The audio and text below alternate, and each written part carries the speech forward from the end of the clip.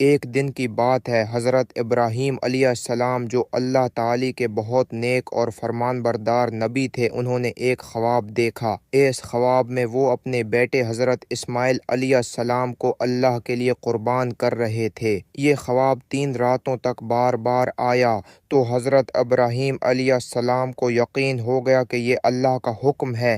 حضرت ابراہیم علیہ السلام نے اپنے بیٹے حضرت اسماعیل علیہ السلام سے کہا، بیٹا، میں نے خواب میں دیکھا ہے کہ میں تمہیں اللہ کے لیے قربان کر رہا ہوں، تمہارا کیا خیال ہے؟ حضرت اسماعیل علیہ السلام نے مسکرا کر جواب دیا، ابو جان، اگر یہ اللہ کا حکم ہے تو آپ ضرور کریں، آپ مجھے صبر کرنے والوں میں پائیں گے۔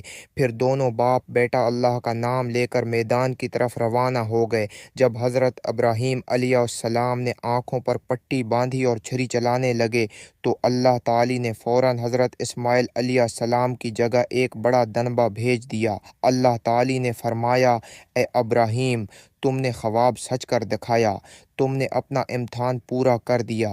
ہم نیک لوگوں کو ایسا ہی انعام دیتے ہیں۔ اسی واقعے کی یاد میں آج ہم عید الاضحی مناتے ہیں اور اللہ کے لیے جانوروں کی قربانی کرتے ہیں۔